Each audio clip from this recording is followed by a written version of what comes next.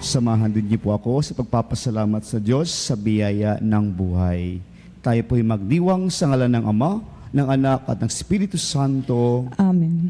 Ang pagpapala ng ating Panginoong Jesucristo, ang pag-ibig ng Diyos Ama, at ang paikipagkaisa ng Espiritu Santo naway sumainyong lahat.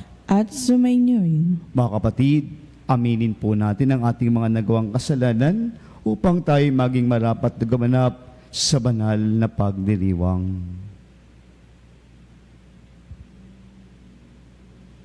May kababaang loob tayo pong lahat.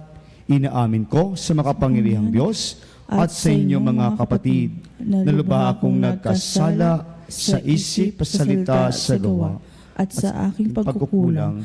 Kaya isinasamo ko sa mahal na Birheng Maria, sa lahat ng mga anghel at mga banal, at sa inyo mga kapatid, na ako'y panalangin sa Panginoong ating Diyos. Kaawaan tayo ng makapangyarihang Diyos, patawarin tayo sa ating mga nagawang kasalanan, at patnubayan tayo sa buhay na walang hanggan. Amen. Panginoon, kaawaan mo kami. Panginoon, kaawaan mo kami. Kristo, kaawaan mo kami. Kristo, kaawaan mo kami. Panginoon, kaawaan mo kami. Panginoon, kaawaan mo kami.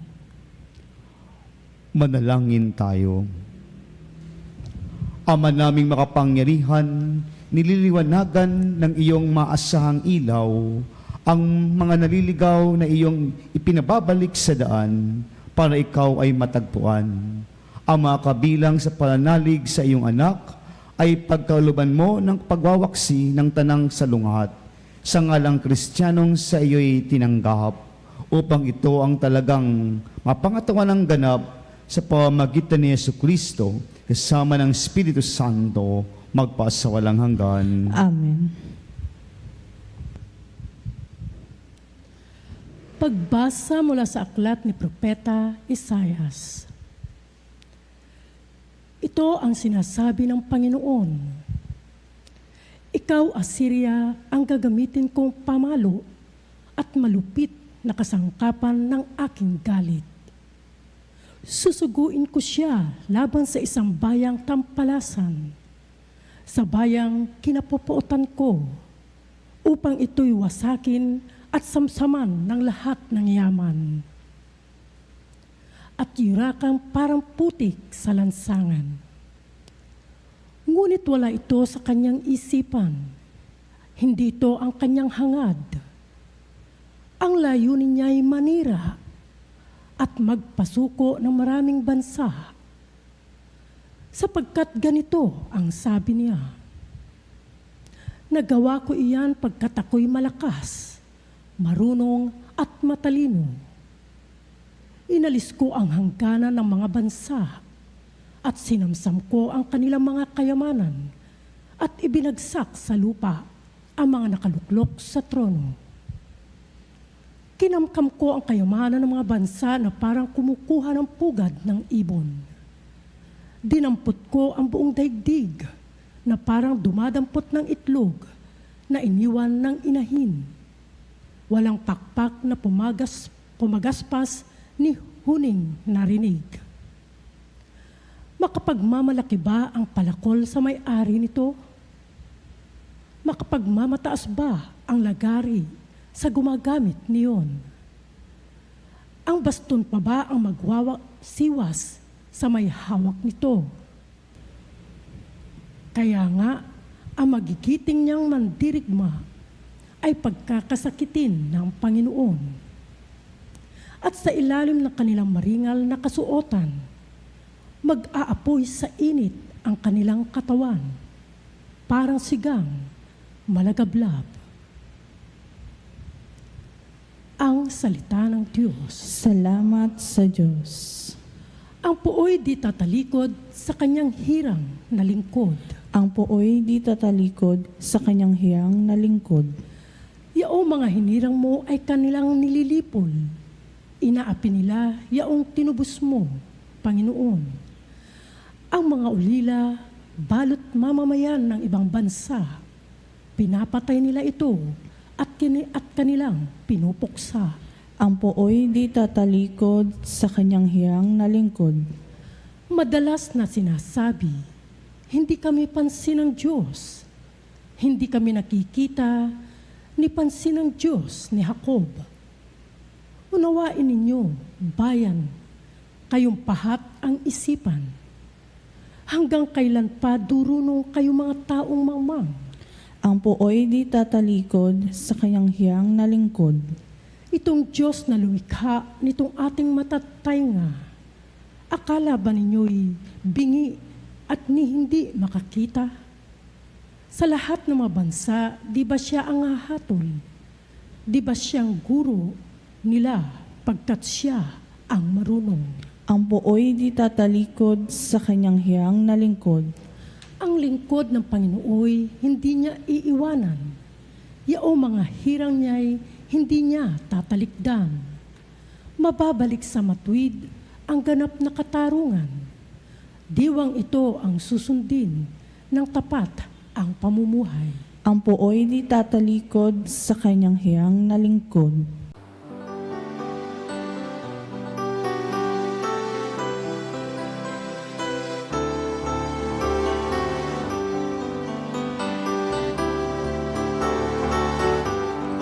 Hallelujah, hallelujah, hallelujah,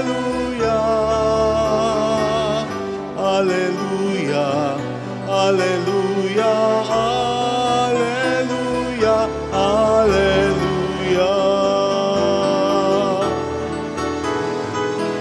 hallelujah, hallelujah, hallelujah, hallelujah. Hallelujah, hallelujah, hallelujah, hallelujah.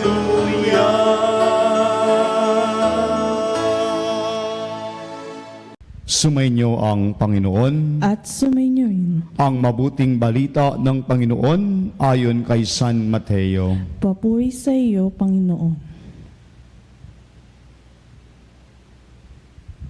Noong panong iyon, sinabi ni Jesus, "Pinasasalamatan kita, Ama, Panginoon ng langit at lupa, sapagkat inilihim mo ang mga bagay na ito sa marunong at matatalino, at hinihayag sa mga may kaloobang katulad sa bata.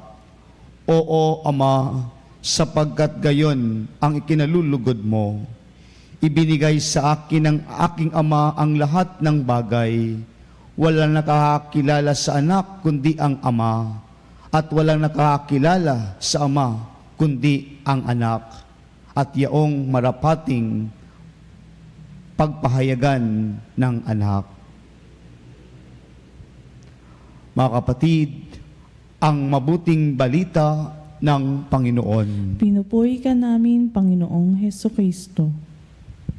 Isang mapagpalang umaga po sa ating lahat sa pagpapatuloy po natin ng ating paglalakbay sa 15 linggo sa karaniwang panahon. Patuloy po ang pagbibigay sa atin ng biyaya at paggabay at pagkalinga o pagmamahal ng Diyos sa ating lahat. Kaya pumarapat po tayong magpasalamat sa Kanya sa mga biyayang ipinagkakalob niya sa atin. Ano man ito, kalakasan, kagalingan, material na bagay, relasyon at pamilya, ito'y dapat nating ipagpasalamat sa Kanya. Pinagmumulan ng lahat ng kabutihan, pinagmumulan ng lahat ng bagay na ating pangangailangan.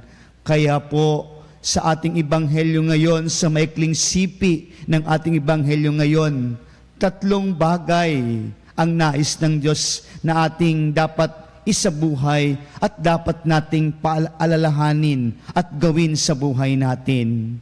Una po, si Jesus ay kumikilala sa Ama. Pinasasalamatan kita, Ama, Panginoon ng langit at lupa. Mga minamahal na kapatid, nagpapasalamat si Jesus sa ating Ama dahil ibinibigay niya ang langit at lupa para sa atin. Kumbaga mga minamahal na kapatid, ang pagtitiwala ng Diyos sa atin, ang pagbibigay sa atin ng biyaya, ito'y dapat nating tanggapin at dapat natin pasalamatan. Kung napansin niyo po kahapon sa ating ebanghelyo, Nung si Jesus naglalakbay, napuntahan niya ang mga bayang Corazin, Bethsaida at Capernaum, at parang hindi tinanggap ang kanyang ginagawa at siya'y nalulungkot at naghihinayang sa ganoong mga pagkakataon dahil hindi tinanggap at niyakap o pinahalagahan ang mga ito. Kaya po sa ating tinatanggap araw-araw, tayo po'y dapat marunong magpasalamat. Sabi nga, kung tayo'y nakakatanggap ng biyaya, tumingala sa langit at magpasalamat. Kung tayo nabigyan ng biyaya, huwag tumingin sa kanan o kaliwa dahil tayo'y magkakasala lang, dahil tayo'y maiinggit at magkakaroon ng kumpara sa iba. Kaya ito ang pinapala sa atin ng ating Panginoon. Sa biyaya na ibinigay ngayon at pinagkaloob sa atin, pagising natin sa umaga, ito'y dakilang biyaya ng Diyos na dapat nating purihin at pasalamatan ng Diyos dahil siya ang may likha ng lahat ng ito. Pinasasalamatan ni Jesus ang ating Ama, Panginoon ng langit at lupa. At pangalawa, mga minamahal na kapatid, sabi ni Jesus, sapagkat inilihim mo ang mga bagay na ito sa marunong at matatalino at ipinahayag sa kaloobang tulad ng bata. Ano po ang pagpapakahulugan nito sa atin? Opo, kailangan po natin ng karunungan, kailangan natin ng katalinuhan, pero ang mga ito biyaya upang maunawaan natin ang tunay na kahalagahan ng paglalakbay patungo sa ating Panginoon. May taglay po tayong karunungan at talino, hindi gamitin para tayo mapalayo at mapahiwalay sa Kanya. Kasi po minsan, ang tayo'y nagmamagaling, nagmamarunong. Tandaan po natin, mga minamahal na kapatid, ang karunungan o katalinuhan na taglay natin ay ipinagkakatiwala lamang sa atin ng Diyos dahil alam ng Diyos, kaya mo yang gamitin sa tamang pamamaraan upang ikaw ay makarating sa Kanyang kaharian. Kaya po, ano pong sinasabing si Jesus para inahayag sa kaloobang tulad ng bata, taglay ang karunungan o katalinuhan, pero mayroong kababaang loob. Marunong magpakumbaba at tumingin at kumilala kung sino ang nagbigay nito sa atin o nagtitiwala sa atin. Minsan po kasi sa buhay natin, pag tayo ay mayroong karunungan at katalinuhan at ito ay pumayagpag sa ating buhay, parang tayo na ang may-ari ng ating buhay. At minsan sa buhay pa'y kasalamuha at pangkaraniwan, nandoon yung hindi pagkakaunawaan. Dahil ikaw ay marunong at ikaw ay matalino na alam mo sa iyong sarili, hindi ka na marunong magpakumbaba.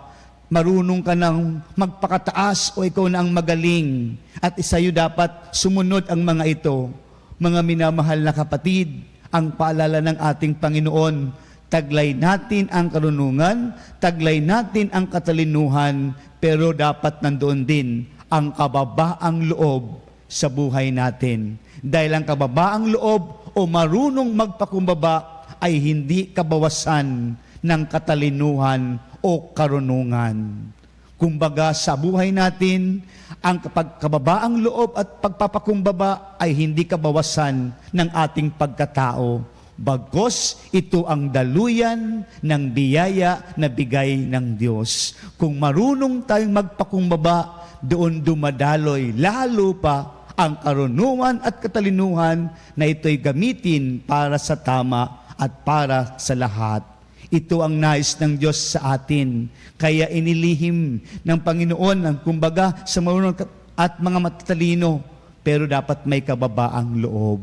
At pangatlo, mga minamahal na kapatid, ibinibigay sa akin, Ama, ang lahat ng bagay. Walang makakakilala sa anak, kundi ang Ama. At walang nakakakilala sa Ama, kundi ang anak. Ipinapakilala ni Jesus ang ating Ama sa Kanyang gawain dahil naniniwala tayo at sumasampalataya tayo. Si Jesus ang dakilang pag-ibig ng Diyos sa atin.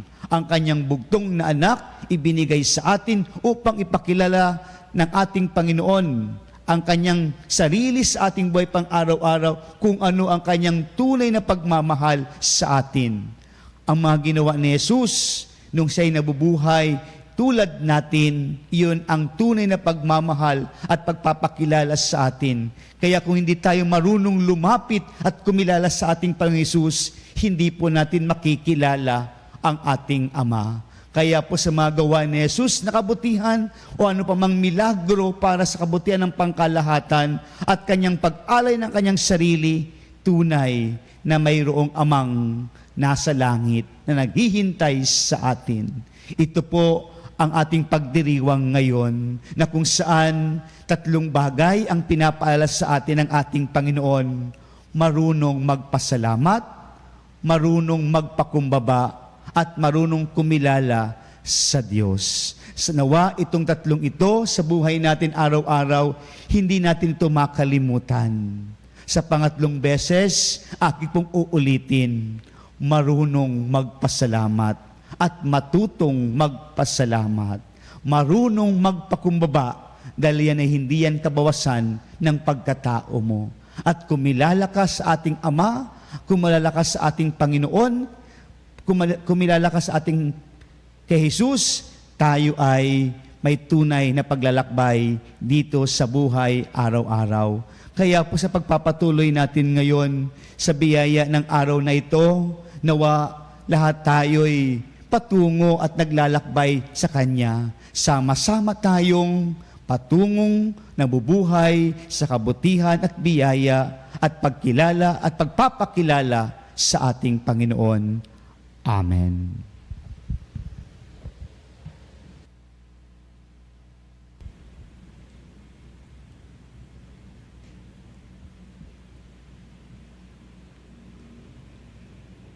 Mga minamahal na kapatid, ibinunyag ng Ama ang misteryo ng kaharian sa mga maliliit. Manalangin tayo sa Diyos na nagpapahayag ng kanyang pag-ibig sa mga maliit at mababang loob. Dali natin sa ating Amang nasa langit ang lahat ng ating pangailangan na may buong pananalig sa kanyang pagmamahal na kalinga. Ang ating pong itutugon: Amang nasa langit, basbasan mo ang iyong mga anak. Amang nasa langit, basbasan mo ang iyong mga anak. Ang simbahan naway bigyan ng higit na pansin ang mga dukha. Manalangin tayo sa Panginoon. Amang nasa langit, basbasan mo ang iyong mga anak. Ang mga pinuno ng gobyerno naway pakinggan ang hinaing at pangangailangan ng pinakamahirap na mamamayan. Manalangin tayo sa Panginoon. Amang nasa langit, basbasan mo ang iyong mga anak. Ang mga bata naway makilala ang Diyos sa pamamagitan ng ating pagtuturo at halimbawa. Manalangin tayo sa Panginoon. Amang nasa langit, basbasan mo ang iyong mga anak. Ang mga may sakit naway makatagpo ng kalinga at kagalingan mula sa mga taong nag-aaruga sa kanila. Manalangin tayo sa Panginoon. Amang nasa langit, basbasan mo ang iyong mga anak. Ang lahat ng mga namatay naway magkaroon ng kasiyahan sa walang hanggang kaligayahan sa kaharian ng Diyos. Manalangin tayo sa Panginoon. Amang nasa langit, basbasan mo ang iyong mga anak. Sa katahimikan ng ating mga puso, ating ipagpanalangin ang ating mga personal na intensyon at mga kahilingan.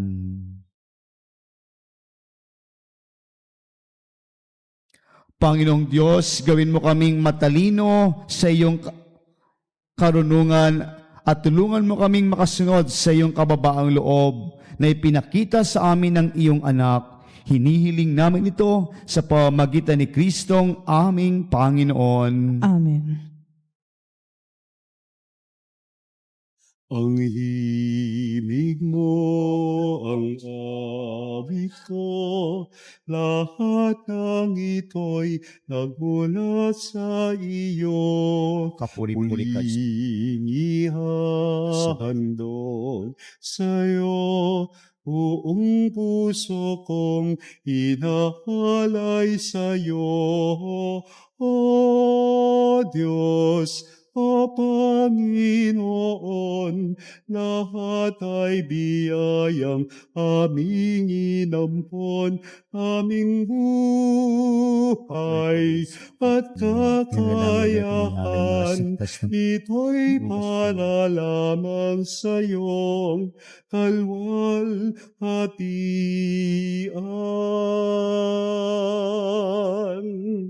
Ito'y para lamang sa iyong kalwalhatian.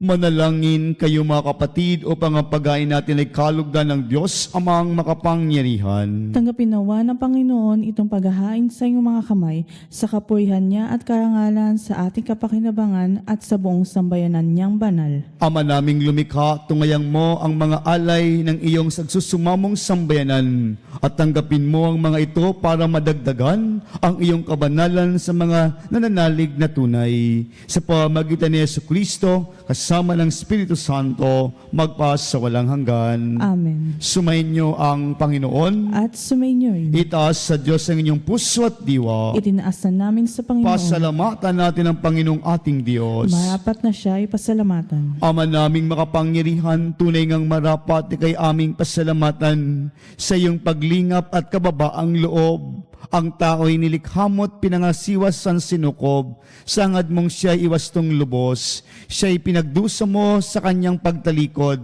sa iyong paggiliw ay pinahihintulot na makabalik siya sa pamagitan ni Kristo Jesus.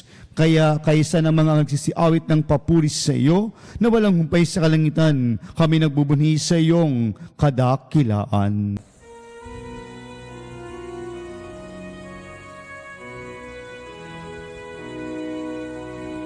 Santo, Santo, Santo, Panginoong Diyos ng mga hukbo, napupuno ang langit at lupa ng kadakilan mo. Hosana, Hosana sa kaitaasan, pinagpalang na paririto sa ngalan ng Panginoon. Hosana, Hosana sa kaitaasan.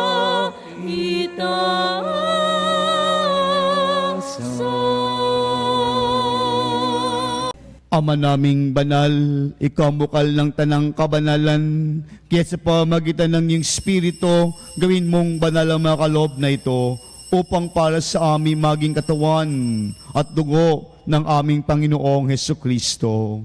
Bago niya pinagtisang kusang loob na maging handog, hinawakan niyang tinapay, pinasalamatan kanya, pinaghati-hati niya iyon, inabot sa kanyang mga alagad at sinabi, tanggapin niyo lahat ito at kanin, ito ang aking katawan na ihandog para sa inyo.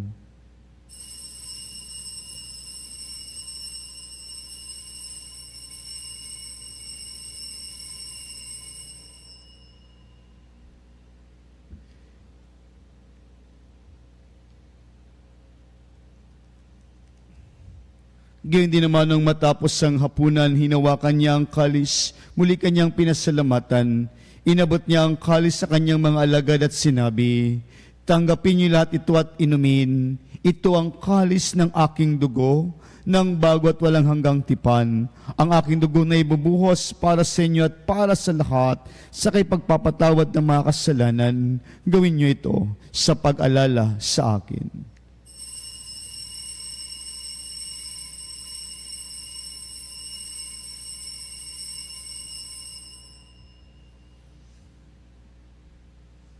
Ipagbunyi natin ang misteryo ng pananampalataya.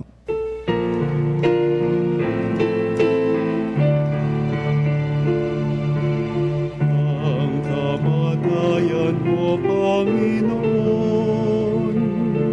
aming ipinahayag. Ang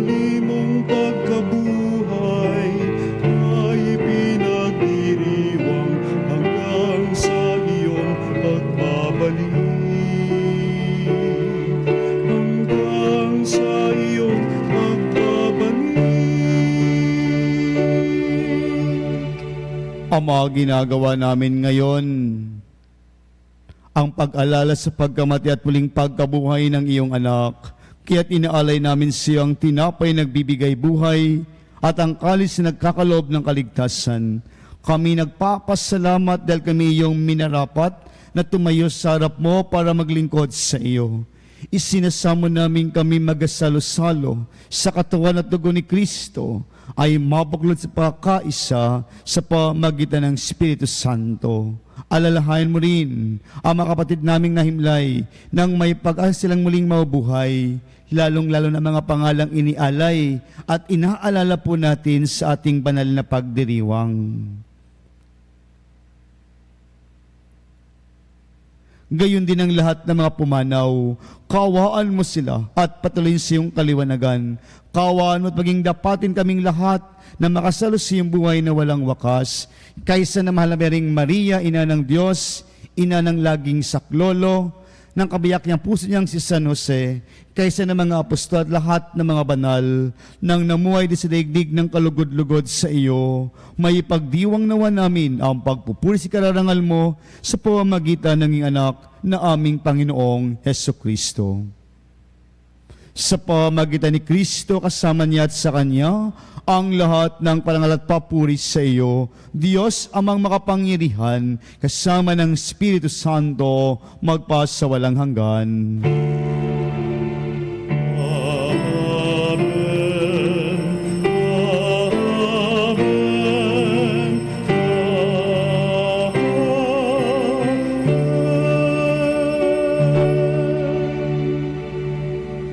Sa tagubili naman nakahagaling na utos at tulong ni Jesus na Panginoon natin at Diyos, ipahayag nating ng lakas loob.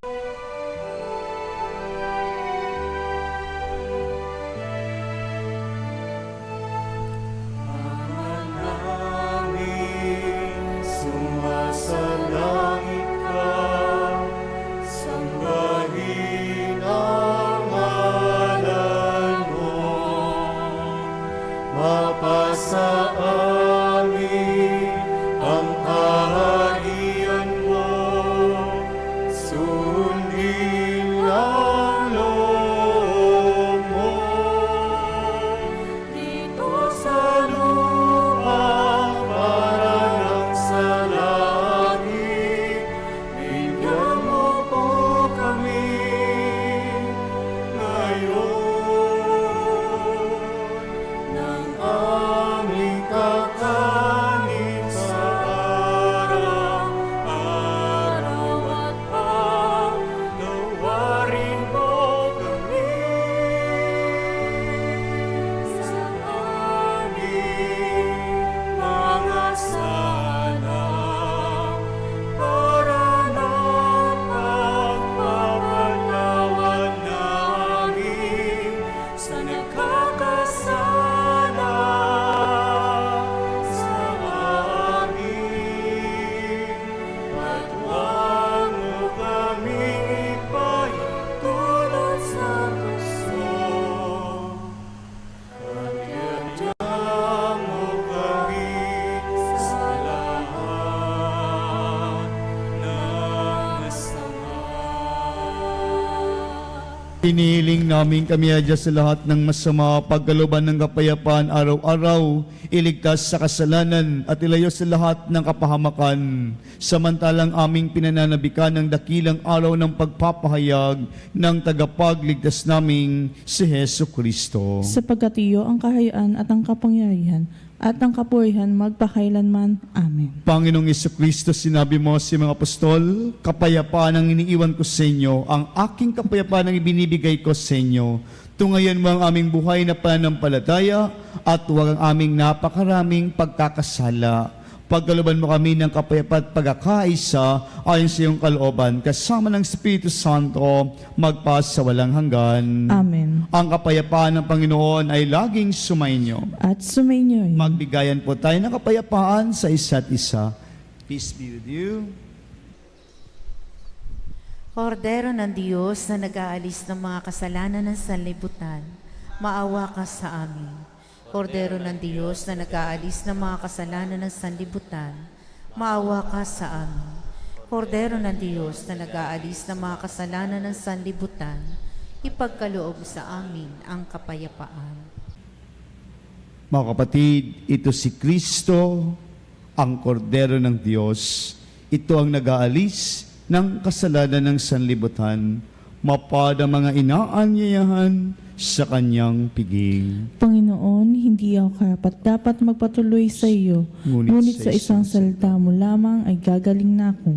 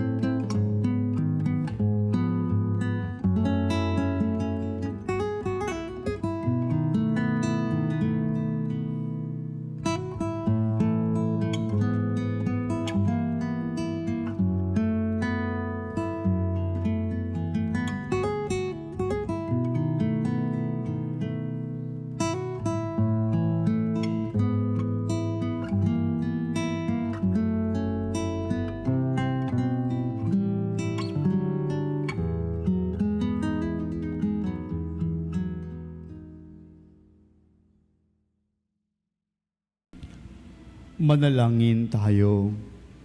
Ama naming mapagmahal, kaming mga pinagsalo mo sa piging na banal, ay makatanggap nawa ng bungang karagdagan ng iyong pagliligtas na aming ipinagdiriwang sa pamamagitan ni Jesucristo kasama ng Espiritu Santo magpasawalang hanggan. Amen. Sumainyo ang Panginoon. At sumainyo. Yumo kayo habang iginagawad ang pagbabasbas.